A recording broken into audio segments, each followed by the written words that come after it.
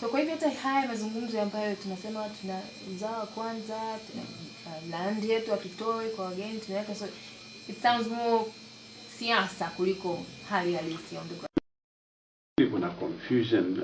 Ni rahisi kuwahamasisha wananchi kwa kuwatishia kwamba ardhi yao itachukuliwa, tukifungua sijui watu watakuja watachukua ardhi. Wewe unafahamu kabisa kwamba hakuna mtu anaweza kabeba ardhi akaitia ndani ya sanduku akaondoka nayo. Sana sana watu watakuja kuwekeza juu ya ardhi. Alafu wakishawekeza, wakijenga viwanda, wakijenga majengo, hata siku wakitaka kuondoka hawezi kuyabeba. Ila nafikiri wanacho play on ni sentiment ya ambayo Watanzania wanayo kwamba sisi tutakuwa squeezed out, tutasukumwa kwenda kwenye margins za existence ya kibiashara, na hao wengine ambao wana rasilimali, ambao wana uwezo watakuja hapa watatunani. Lakini mimi sifikiri kama hiyo ni attitude nzuri kwa nchi yoyote ile. Kwa sababu mimi ninaposikia watu kutoka nje wanakuja hapa, kitu cha kwanza tunachojiuliza nasema wanakuja na pesa. Kama wanakuja na pesa kuwekeza hapa, there is no problem. Na kama wakija kuwekeza katika biashara halali na wakaja wakaishi hapa kihalali, hakuna tatizo, kwa sababu hizi pesa zitaingia kwenye uchumi wa Tanzania.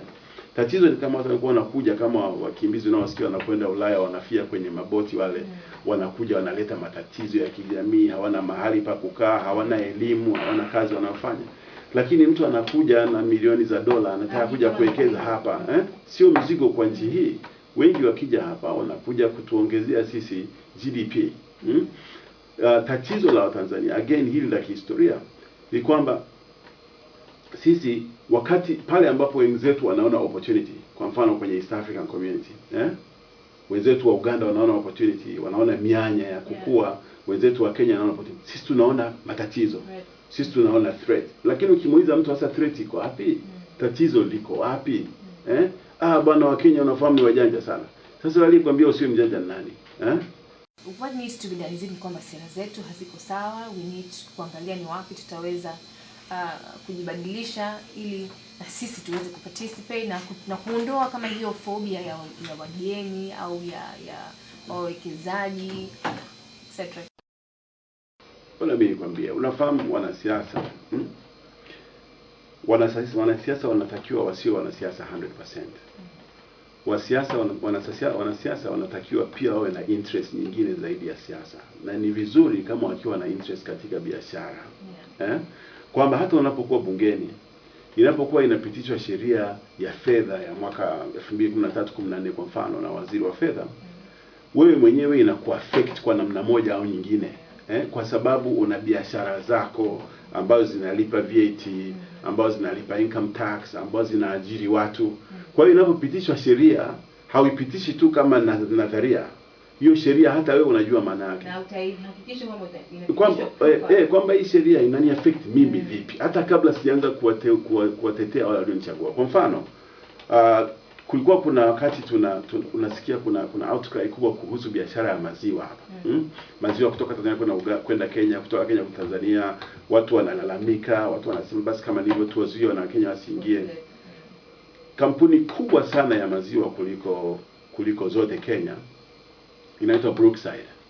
Hiyo kampuni ni mali ya familia ya kina Kenyatta. Unanielewa? Kenyatta ndio rais wa nchi ile. Kwa hiyo ina maana kwamba ile biashara inamhusu yeye binafsi. Kwa hiyo tunapokuwa tunazungumzia kwamba je, turuhusu maziwa ya Kenya yatoke Kenya kuja Tanzania au hapana, ni policy decision ambayo anaifanya akijua kabisa kwamba hata yeye ina impact, kabla hata hajaanza kuwatetea watu wengine ambao wana export maziwa kutoka Kenya. Unanielewa? Kila anapoamka asubuhi Kenyatta, umesikia ni mmoja wa matajiri wakubwa sana Tanzania, Afrika hii. Yeye ana stocks ambazo ana hold kwenye stock exchanges nyingi tu za Kenya na za nchi nyingine.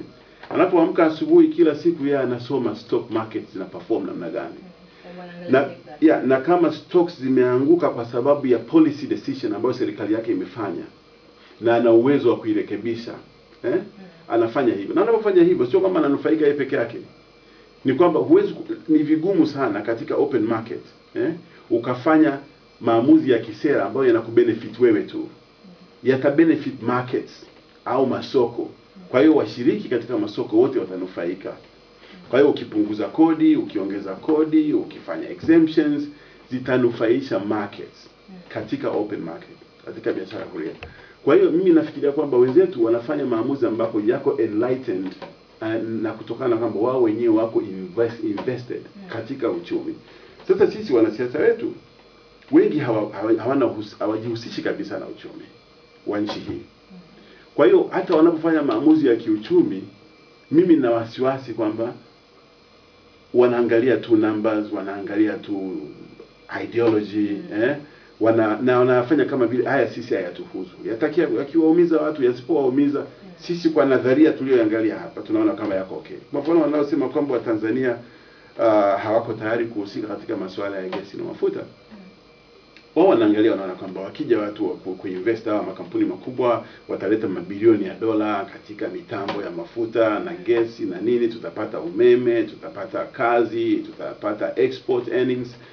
Lakini hawaoni sababu kwa nini Ali Mfuruki au Finamango awe na kampuni ambayo inajihusisha na gesi naye atajirika katika hilo, naye ahusike. Lakini wanachokosea kuona ni kwamba baada ya miaka 20 tusipofanya mikakati ya makusudi ya Watanzania kuhusika katika hizi biashara, ni kama baada ya miaka 20 actually tutakuwa squeezed out zaidi. Unanielewa? Yaani sisi tutabaki kuwa watazamaji katika uchumi mkubwa ambao utakuwa unaendelea. Uchumi wa Tanzania utakuwa umekuwa mara 3 au hata mara 4 baada ya miaka 20 ya sasa hivi. Lakini involvement yetu sisi katika uchumi huo itakuwa almost zero. Hapo umekaa kwenye advisory board ya rais na mlengano unazungumzia tayari sera ya gesi. Kwa tu sisi hapa sera yetu, which sijui hata imefikia wapi sasa hivi, kumekuwa kimya kidogo. Mimi sijaiona draft ya kwanza iliyotoka. Nini kifanyike sasa? Watanzania wanakuwaje involved? Tatizo huwa linakuwa soft kwanza kwa kukubali kwamba lipo. Mimi nafikiri inabidi kwanza tukubali kwamba sisi as a nation tunapungukiwa kwa kiasi fulani katika entrepreneurship. Sio tu kwa upande wa wanasiasa, hata kwa upande wetu sisi wafanyabiashara, hata kwa upande wa wananchi. Kwa entrepreneurship yetu sisi haiko kwenye level ya wenzetu, kwa mfano kama wa Kenya au Uganda au wa Nigeria au watu wa nchi nyingine za Afrika. Na kwa hiyo basi kuna haja ya kwanza kujenga hiyo kwanza. Kwamba tusifanye tu sera ili mradi liende. Tusifanye sera ili mradi kufanya. Tujiulize zinatujenga vipi sisi individually na zinatujenga vipi kitaifa au kijamii. Na tujilinganishe na watu wengine pia. Na tuangalie wanayofanya watu wengine. Watu wa Malaysia wameweka sheria hizo za kuwa empower wananchi wao. Watu wa Norway ambao tunawaiga sisi kwa upande moja wameweka sera zile. Norway ilivyogundua mafuta mwaka 69 na kuanzisha kampuni yake ya mafuta mwaka 71, walipitisha sheria. Walikuwa pia hawana utamaduni wa mafuta, walikuwa hawana uelewa wa mafuta, walikuwa hawana pesa za kutafuta mafuta. Lakini walipitisha sheria ya kwanza kabisa ilikuwa ni kwamba kampuni yao ya mafuta ya Statoil kwa sheria au by law lazima itakuwa na 33% shares katika operation yote itakayofanya kutafuta mafuta kule kaskazini kwao. Wakapitisha sheria nyingine ambayo inasema kwamba atakayetaka kuanzisha kampuni ya kutoa services kwenye hii sekta lazima ahakikishe kwamba ana uwakilishi wa 50% ya wa Norway. Hata watafinance vipi hiyo serikali haitaki kujua. Ila wao kitaka kufanya hiyo kazi hakikisha kwamba 50% ya company yako inakuwa owned by Norwegians. So you have to find sasa 40 years later leo wa Norway wanaanza kutoka nje, wanakwenda kutafuta biashara ya mafuta nchi za nje na kupeleka kwenda. Wameweza kutumia muda huu kujifunza, wametumia muda huu kujenga mtaji. Sisi leo tunawaambia Watanzania kwamba no nyie mkae pembeni, hamwezi. Malaysia wamefanya hivyo kama walifanya Norway. Juzi nilikuwa Malaysia wiki 3 zimepita na nimekutana na watu kule, viongozi ambao wanashiriki wa Prime Minister's Office ambao wanasimamia sekta ya mafuta. Wakaniambia kwamba walikuwa na kampuni sifuri mwaka 74 wakati wanaanza mafuta za kutoa services kwenye hii sekta.